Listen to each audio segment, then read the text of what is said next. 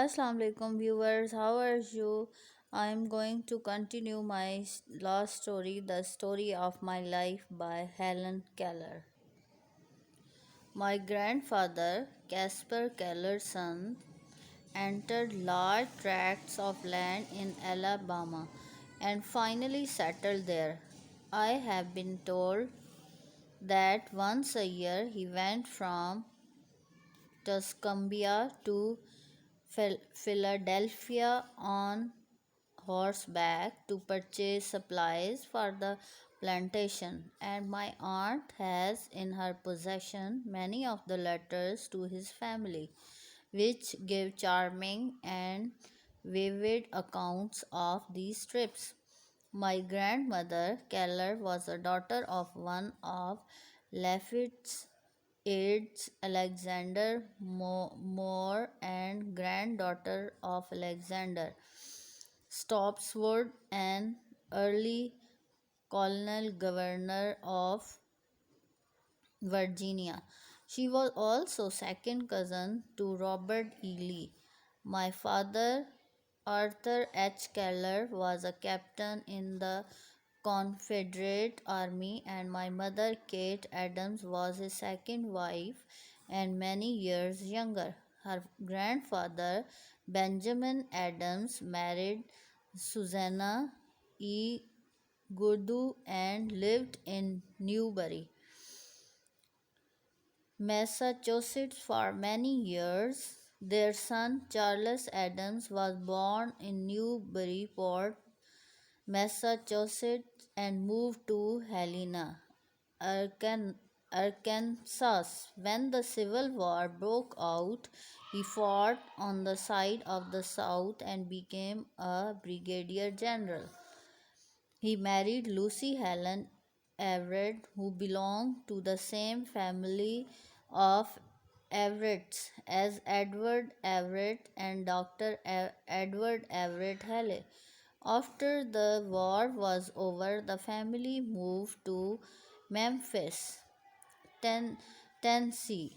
I lived up to the time of the illness that deprived me of my sight and hearing in a tiny house consisting of a large spare room and a small one in which the servants slept.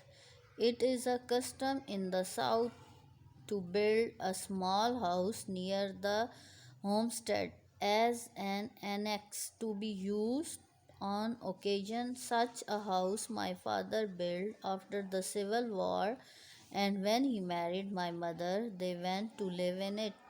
It was completely covered with vines, climbing roses, and honeysuckles. From the garden, it looked like an arbor. The little porch was hidden from view by a screen of yellow roses and southern smilax. It was the favorite haunt of hummingbirds and bees. The Keller homestead, where the family lived, was a few steps from our little rose bower. It was called Ivy Green because the house and the surrounding trees and fences were covered with beautiful English ivy. Its old fashioned garden was the paradise of my childhood.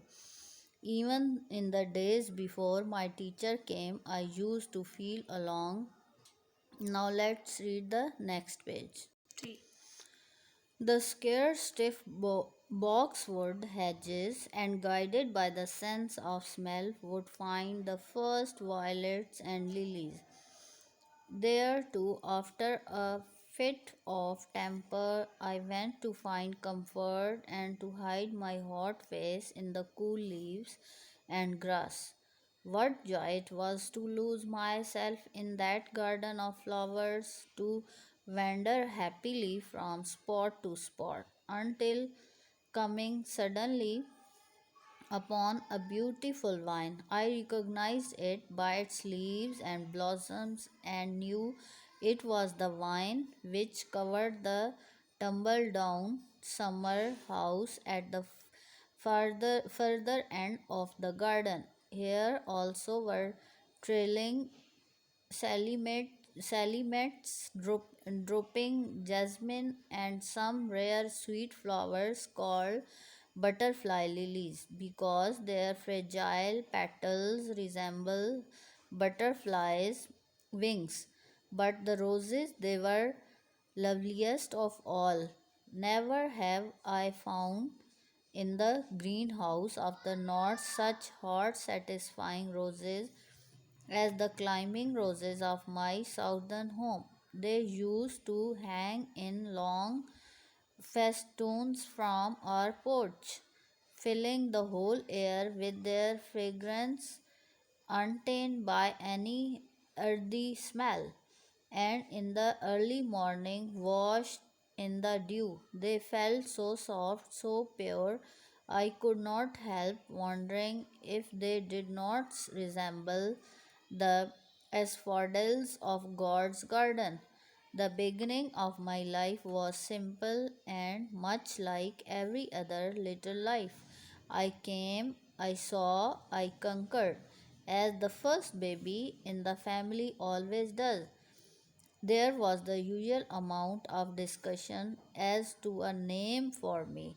The first baby in the family was not to be lightly named. Everyone was emphatic about that.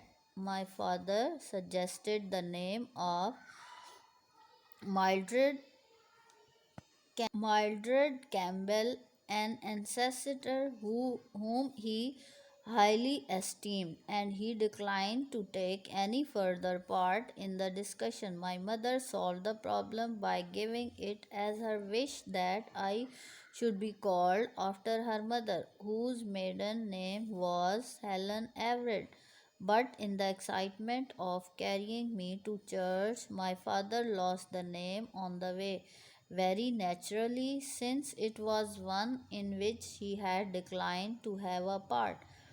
When the minister asked him for it, he just remembered that it had been decided to call me after my grandmother, and he gave her name as Helen Adams. I am told that